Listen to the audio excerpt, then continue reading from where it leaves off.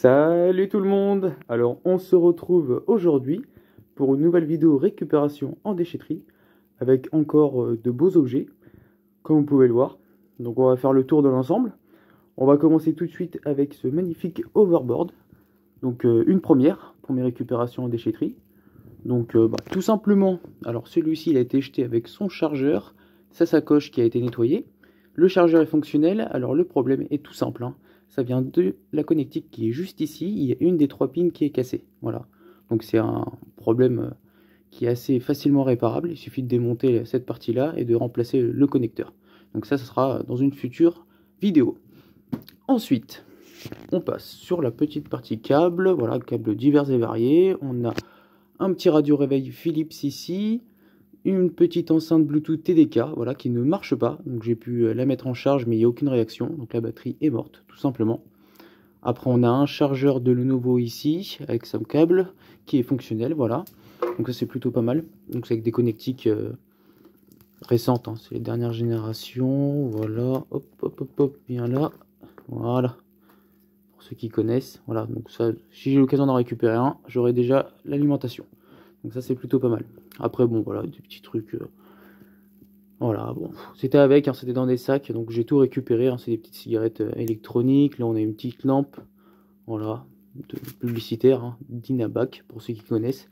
On a une petite calculette qui marche, voilà. Ça, c'est toujours ça de prix, hein. Après, à voir si ça sera donné ou revendu par la suite, mais bon, ça sera sûrement donné. On a juste à côté un petit appareil photo argentique, voilà. Donc non testé, hein, en bel état esthétique, voilà. Donc ça, je les mets de côté, hein. C'est un peu comme toutes les perceuses et tout, hein. Juste à côté, on a une manette de GameCube.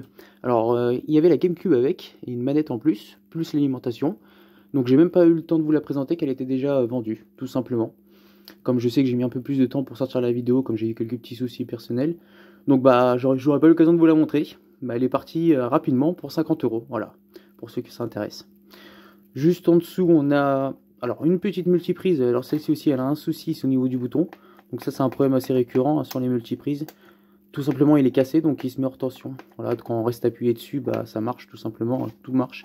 Mais dès que voilà, on lâche, bah c'est comme c'est cassé au niveau du plastique, bah, tout simplement, voilà, il n'y a pas de tension. Voilà, bon, ça sera réparable assez facilement. Voilà, c'est pas la première que je répare, hein, c'est tout simple. Alors, des fois, ils mettent des vis assez spécifiques, mais bon, j'ai tous les embouts qu'il faut pour l'ouvrir. Après, voilà, il suffit juste de remplacer ou de mettre de la colle, tout simplement pour rester bloqué au niveau du bouton.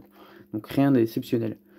Juste à côté, alors là, on a deux petits objets récupérés par ma chérie sur l'application Give. Donc, une yaourtière de Seb, voilà, fabriquée en France, voilà. Donc, vintage, hein, pour les deux, voilà. Donc celle-ci non testée pour le moment, hein, y compris la partie vinyle. Donc voilà, de chez Fisher Price. Donc un jouet que ma chérie avait quand elle était jeune. Voilà. Bon, il est dans un bel état. Il y a quelques petits défauts au niveau des charnières qui sont un peu cassées. Voilà. Bon, après c'est du plastique, hein. Mais bon, c'est quand même en bel état physique, hein. Pour son âge, c'est quand même plutôt pas mal. C'est un objet de 1983, si je me souviens bien. Voilà. Donc voilà. Il n'y en a pas beaucoup qui restent encore dans cet état-là. Alors juste à côté, alors un petit aspirateur LG, le HomeBot. Donc lui, il a un souci. Il m'a été donné par un de mes clients. Donc j'ai pas pu le réparer. Tout simplement, la partie en fait alimentation de l'aspirateur est HS. Donc j'ai pas pu remplacer les composants qui étaient défaillants dessus. J'ai essayé, mais bon, ça ne marche pas. Donc bah celle-ci, elle m'a été laissée par la propriétaire, hein. Donc je le récupère et puis je verrai ce que je pourrais en faire dans une future vidéo. À voir, ça c'est assez compliqué à trouver, hein, comme c'est des modèles à chaque fois de chargeurs assez spécifiques pour chaque modèle d'aspirateur, donc bon, c'est assez spécifique, je verrai ce que j'en fais. Pour l'instant je le garde, pour pièce en tout cas, voilà, c'est quand même un LG, donc c'est pas de la merdouille.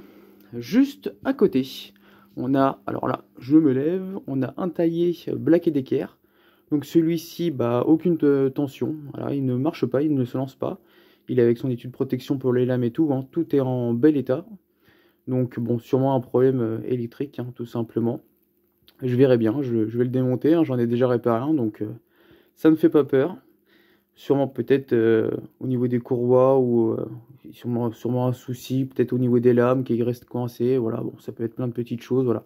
Je vous dirai ça dans une future vidéo aussi. En tout cas, voilà, c'est une belle petite récup. Juste à côté, Comme vous pouvez voir, un aspirateur balai Roventa. Donc c'est pas le premier que je récupère, hein.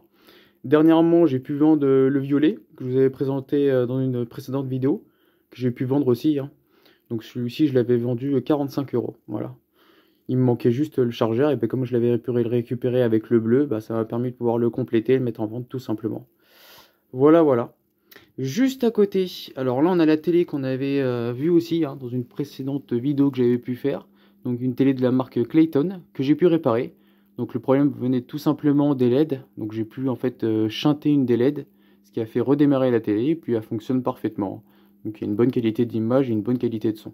Le seul petit souci, on va dire, c'est qu'il me manque la télécommande pour le moment. Un peu comme l'autre, là où il manquait le pied et la télécommande. Voilà, bon, pour l'instant, celles-là, elles sont en stand-by. Il me manque juste, voilà, ou à récupérer un pied ou une télécommande, et puis je pourrais les compléter. Entre-temps, j'en ai récupéré une autre qui est identique. Hein, donc c'est une autre marque, c'est une marque aussi hein, inconnue, hein, Technical. Voilà, bon. C'est exactement les mêmes composants, celle-ci et celle-ci, à l'intérieur. Juste quelques semaines d'écart et d'être toutes les deux de 2014. Voilà, donc c'est la même panne, en l'occurrence. Ça vient des LED encore, donc celle-là, il faudra aussi que je la démonte. Donc pareil, hein, elle n'a pas la télécommande, mais elle a son pied. Donc celle-là, je l'ai déjà pré-démontée, hein, c'est pour ça que je l'ai mise comme ça, tout simplement. Pareil pour la petite télé qui est juste à côté, une petite télé voilà, de 22 pouces de chez Philips, avec sa télécommande et son pied. Donc celle-ci, je l'ai démontée, elle, pareil. Hein. Donc la dalle est en bel état, mais tout simplement, elle ne démarre pas. Il y a le LED qui clignote, rouge, mais pas plus d'informations que ça. Voilà, aucun éclairage, rien du tout. Donc à voir si c'est un problème électronique ou si c'est un problème de LED. Je vous dirai ça aussi dans une future vidéo. Ensuite, alors là, la partie intéressante. On va partir sur la partie informatique. Alors, déjà, ce que j'ai pu récupérer aujourd'hui, on a ce petit PC HP, hein, donc, bon, qui est assez vintage maintenant, qui tournait sous Windows XP, qui avait Intel Celeron. Donc j'ai pas pu le démarrer, hein, j'ai pas le chargeur, hein, j'ai pas pu récupérer le chargeur avec. Pareil hein, pour celui-ci, j'avais pas le chargeur, mais lui j'ai pu le tester. Donc celui-ci c'est un modèle beaucoup plus récent, hein, équipé d'un Intel Pentium. Il était sous Windows 8 de base, il a été passé sous Windows 10, mais il y a un code.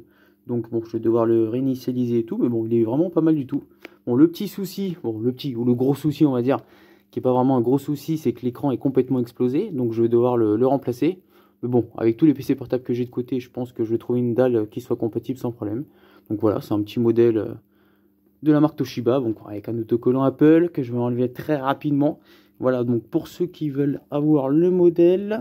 Voilà, il est caractéristique. Donc c'est le Toshiba Satellite C855-121. Voilà.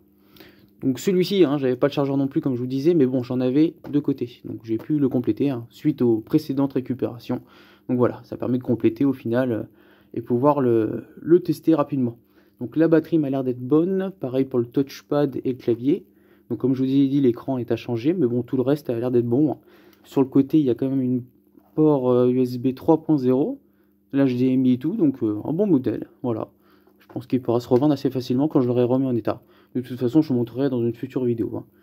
Juste à côté, on avait aussi un modèle récent, donc de chez Toshiba aussi. Bon, lui, en l'occurrence, il a complètement été démonté. Lui, il est pour pièces. Hein. La carte mère, elle devait être complètement HS. Le seul truc qui n'a pas été récupéré dessus, à part... le dissipateur, c'est le processeur qui était un Intel Core i3, un 3120M à 2,5 GHz. Bon, qui date un petit peu, mais qui est quand même pas mal.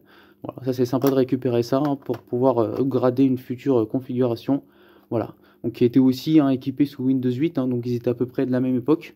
Voilà, pas récupéré en même temps, hein, parce que celui-là c'était ce soir, celui-là c'était il y a 2 jours. Donc voilà. Et pour finir, alors deux petits PC, donc le mini PC, voilà, on commence par le tout petit qui fonctionne. Donc celui-ci, bon, je l'ai récupéré, il est encore avec le plastique dessus et tout, donc il est vraiment dans un très très bel état.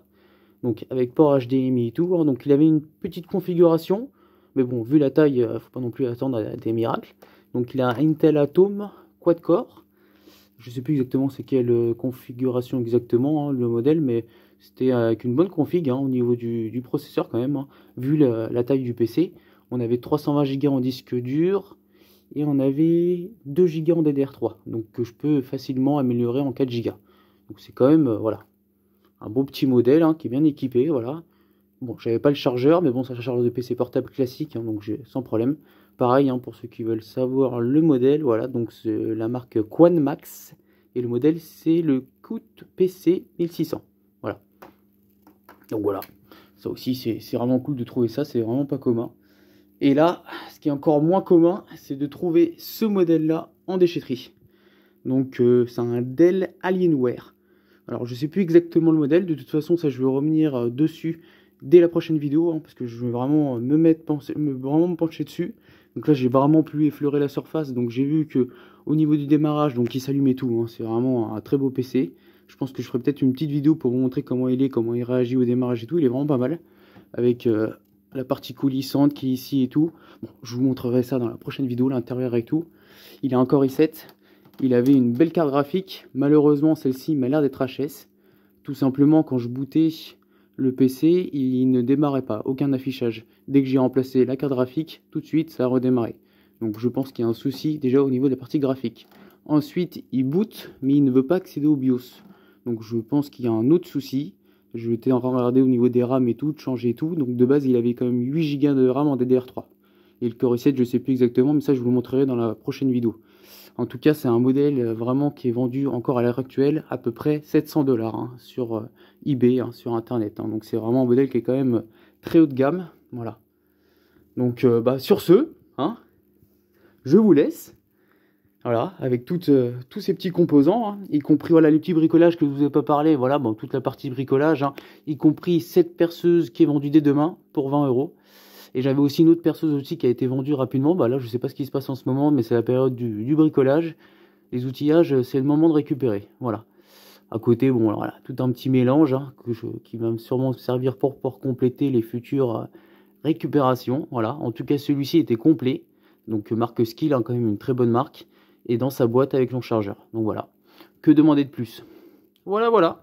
Bon, surtout, n'hésitez pas à mettre un petit like sur la vidéo, ça fait toujours plaisir. Et de laisser un petit commentaire hein, si vous avez des questions. Donc on se retrouve très vite, hein, normalement dimanche ou lundi, pour une future vidéo. Donc peut-être que les futures vidéos ne seront pas aussi exceptionnelles que maintenant. Je vais peut-être devoir aller moins souvent en déchetterie. Après, tout dépend de ce que je pourrais trouver. Hein. Si je tombe sur des produits comme ça, c'est sûr que ça va le valoir d'y aller. Après, voilà, bon, je verrai bien. En tout cas, n'hésitez pas à me dire en commentaire si vous avez des questions sur les différents produits que j'ai pu présenter. Et puis voilà, je vous dis à la prochaine. Allez, à plus!